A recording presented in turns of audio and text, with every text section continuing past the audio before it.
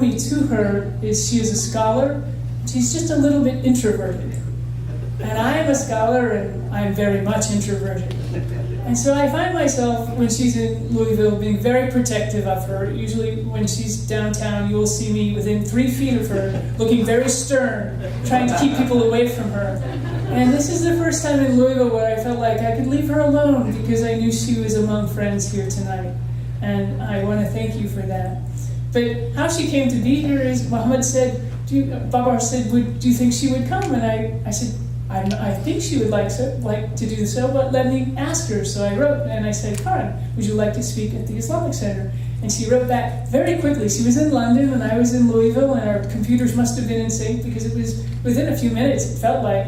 And she said, yes, I would be delighted. And I told Babar that she'd be coming. And it had nothing to do with a name on a sign. And I know there's some issues about the name on the sign, and I try not to talk about the divisions in our community, and I think Islamophobia is one of the great stains in our nation today, and so I try not to say us and you, but the name on the sign is not a message to this community, because you don't need the word compassion. You know compassion in your faith, in this building, in this gathering of souls. That name on the sign is for the rest of us as we go by to really understand the heart of Islam. And with that.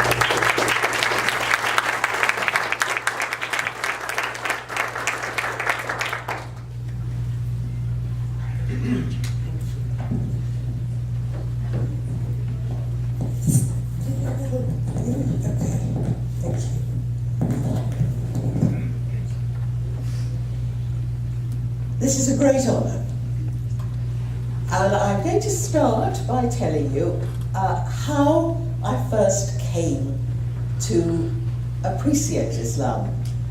I had a difficult religious experience as a young woman. I went away from religion completely for a long time. I wanted nothing to do with it at all. And I never intended to do what I'm doing now. My aim had been to become a professor of English literature in a university, but that didn't happen, and I found myself in television. And I was appointed because I had been a nun and I had done a bit of theology, and so I was sent to Israel, Palestine to make a documentary series about St. Paul. And I knew nothing. At this point, I'd had such a difficult religious experience that I didn't want to know about religion, really. But one evening, I was driving around the West Bank with a group of Palestinians, and the car radio was on. And these were not devout Muslims. They wouldn't be in the mosque here tonight. They never went near the mosque as far as I could see. They were drinking beer. But on the car radio, the Quran came on. And now I have to say that if I was driving around London with a group of secular young men drinking beer, and the Bible came on the red car radio, someone would have lunged for the off button. But they were all transfixed. They all started to try to explain to me what these words were, try to translate it for me, and then saying, Karen, it means this. And someone saying, no, it also means that. And there were tears in their eyes. And I suddenly began to realize that this was a powerful scripture. They were utterly moved, transported, trying to explain to me the beauty of this scripture. And then there was another moment, when I was writing a book called A History of God, and I found two important, very, very important quotations that have remained with me as key passages in my life. One was by the Islamist Wilfred Cantwell Smith. And I mention him because he said, and so, up until then my books had been still angry about religion and very critical. And I found this footnote in which he's talked about the science of compassion, a form of knowledge that comes by compassion, that means that you feel with the other. He said, the historian of religion cannot look upon the spiritualities of the past from a modern post-enlightenment point of view. You have to divest yourself of yourself and enter in a spiritual but also intellectual and scholarly way into the ambience of a society in which a particular spirituality took place. Compassion means to feel with the other. So if you've come across a spirituality that you see, in medieval spirituality that you find bizarre, don't dismiss it. Find out what the people were feeling at the time, how it was intellectually, spiritually, economically, culturally. And don't leave it until you can imagine yourself in such circumstances feeling the same. In this way, he said, you will make a room in your heart and mind for the other and enlarge your horizons. And I found that when I did that, the spiritualities of the past came alive for me. The second one was even more important. It was a quotation from Ibn Arabi. And I quote it very often because it was a complete turnaround for me. Ibn Arabi, as you know, said that every single one of us is a unique and unrepeatable incarnation, embodiment of one of God's hidden names. So that every single one of us is a unique and unrepeatable revelation of the divine to the world. We can destroy that image that has been spoken in us, but if we do that, then the world is deprived of an insight into the divine. And he also said this, he said, do not praise your own faith so exclusively that you disbelieve all the rest. If you do this, you will miss much good. Nay, you'll fail to recognize the real truth of the matter. God, the omniscient, cannot be confined to any one creed. For he says in the Quran, wheresoever ye turn, there is the face of Allah. Everybody praises what he knows. His God is his own creature. And in praising it, he praises himself. Consequently, he blames the beliefs of others, which he would not do if he were just, but his dislike is based on ignorance. And that opened doors for me after I grew up Catholic, where we didn't even think Protestants were in the family of God. And suddenly my horizons enlarged. And it was from Islam that I received this. And then I started to study and found that what is the Holy Quran but a cry for compassion? The bedrock message of the Quran is not a doctrine or a metaphysical belief. It is a call for compassion. That it is wrong to build up a private fortune, but good to share your wealth equally. It's a jihad, a struggle to give to somebody when you have to give food to somebody when you have very little yourself. And the Prophet's entire life was an attempt at a very difficult time in 7th century Arabia, which was making this extraordinary journey from tribal to commercial life. And in the process, of course, some of the old tribal loyalties and equalities were being lost. And the Prophet, peace be upon him, received these revelations that said the way to the divine it is by treating all your fellow beings as equal and spiritual. And this is a message we need in the world today. That both the breadth of the Quranic understanding, there's nothing like in the Holy Quran where God says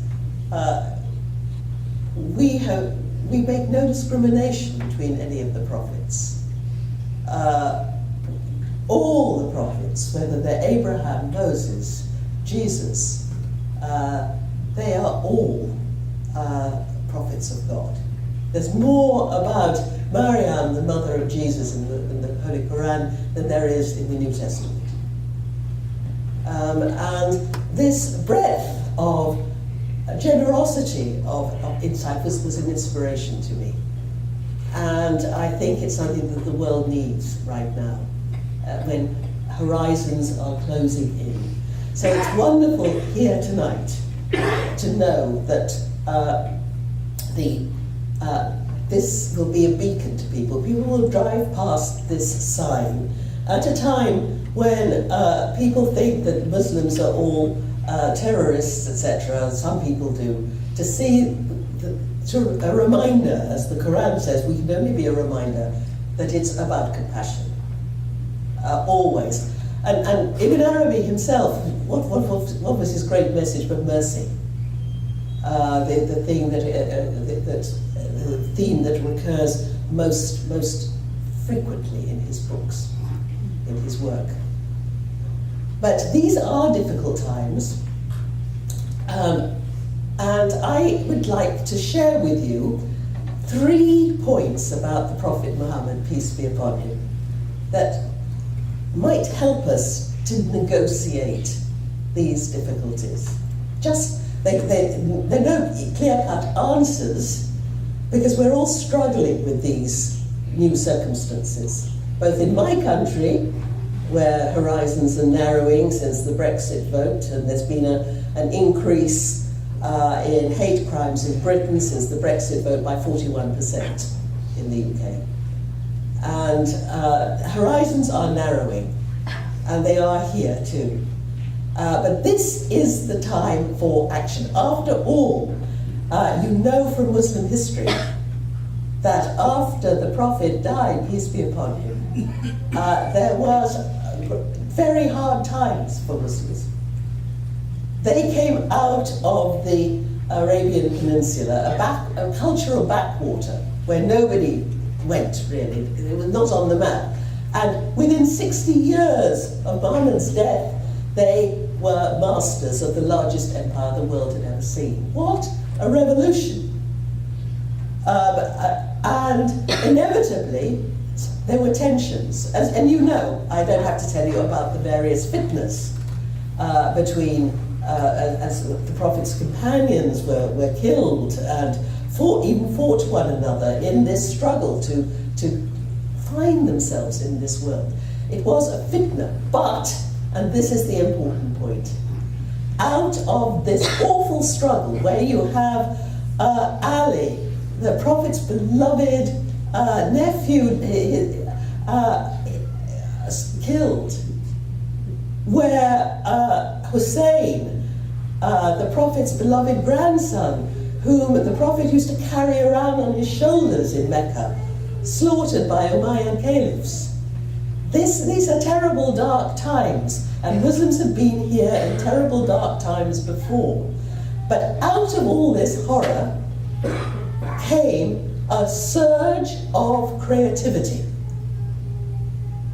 Out of it, 100 years after the Prophet's death, peace be upon him, he would have been astonished by what he saw. Because all the great spiritualities that we now characterize Islam developed because people got together and say, how do we cope with these disasters? And how do we, where the Holy Quran preaches absolute equality, how do we face the fact that we are now masters of an empire in which there is a vast inequality? That's the whole point about empire. And Muslims didn't just say, oh, well, that's the way it goes, you know, we'll just make the best of it. They struggled with this. And so out of it comes Sufism, the spirituality of Islam, which was an attempt to go back, in a sense. We think the word Sufi comes from the woolen garment that the Prophet used to wear, the garment of the poor people, rather than the elaborate robes of the caliphal court. And they developed this wonderful, wonderful spirituality with a breadth of vision and appreciation of other faiths that is unparalleled in other faith traditions. The Shia, who took the murder of Hussein as an emblem of everything that is wrong with the world, with power, and developed a piety of protest. Fiqh, as people said, how do we make the Quran speak to our time in this strange world, this new world that we suddenly find ourselves in?